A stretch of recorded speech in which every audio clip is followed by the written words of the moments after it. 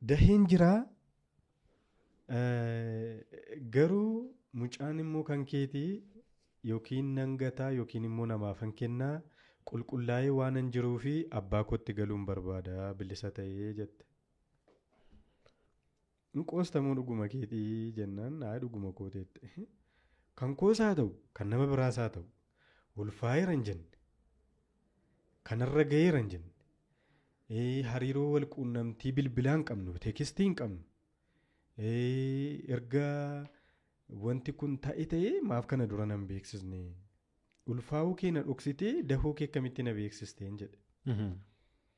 Inni hin sodaadhee naan jette. Kan koo ta'u immoo akkamitti beektaa? Ana wajjin gaaf tokko duwwaa wajjin turre.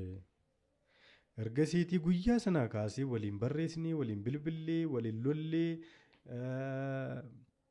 waliin jibbinee, waliin jaallannee kana hin jenne. Akkamitti hin jedheen. Kanuma keetii. Kanuma keedha waan ta'eef sitti meeman murtoo mataa koo fudhadha jedheen. Achiiti tolemee yaadiinsi bilbilaan jedheen. Achi bulee nan bilbilee fi akka gootuun jedhe daa'imni kan koos haa ta'u ankoos ta'uu haa dhiisu kan nama abbaa fedhe haa ta'u namaafis hin kennin hin gatiinis mana kiraa iddoo barbaaddeeti fudhadhu ji'a 2 qofaa fi harma hoosisiin jedhen sirraan fuudhaate isa boodaan jedha. Lakkette tasuma hin ta'u naan jette.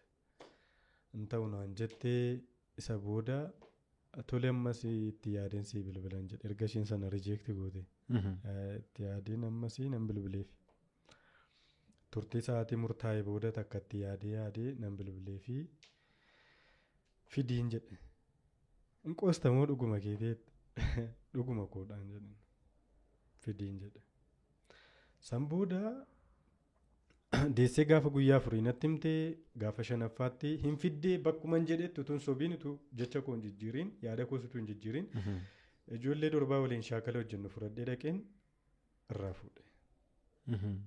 Gaafa kam deessee guyyaa 5tti ijoolleen naa baatanii ijoolleen shamarran durbaa naa baatanii fuudheen galee manatti. Mana dubarri hin jirtu gargaartuun hin jirtu firri dubaraa hin jirtu qofaa koodha. Mucaa jabaattee miti mucaa dhiigadhaa qurxummii itti mucaan foolii gaarii hin qabdu ija hin bananne handhuurre irraa hin buune.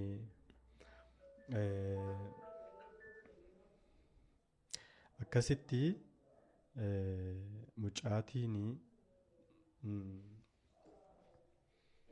fuudhee galee. Mucaa fuudhee galee waliin waan dabarse. Yoom jechuudha? Amma mucaan guyyaa 5 inni ture suni amma gara waggaa 2 fi ji'a 7-8tti akkas deemaa jira. Haati guyyaa sana ani deemee irraa fuudhee kaasee ijaanis dhufteen ilaallee hin agarreesii hin gaafanneesii bilbilaanis hin gaafanne mucaan dhukkubsatee hospitaala ciisee hospitaala galfameellee dhufteen ilaalle akkuma ormillee daa'ima dhukkubsattee fi daa'ima utuun dhukkubsatiin daa'imaa fi hin dhukkuba jedhee raafama namni numti kaanuu daa'imaaf. Kun garuu deesseellee hoomaa tokko garaan ishee dhiphatee dhufteellee hospitaalatti ni ilaalla. Hospitaala Phaawulosiin akka dubartiitti bira bulee bira taa'ee anatu yaalchisaa ture. Mucaa daa'ima kutaa yaala daa'immanii gashee Phaawulosiin. Yerichis yeroon daa'ima kana duukaa jireenya dabarsaa ture baay'ee.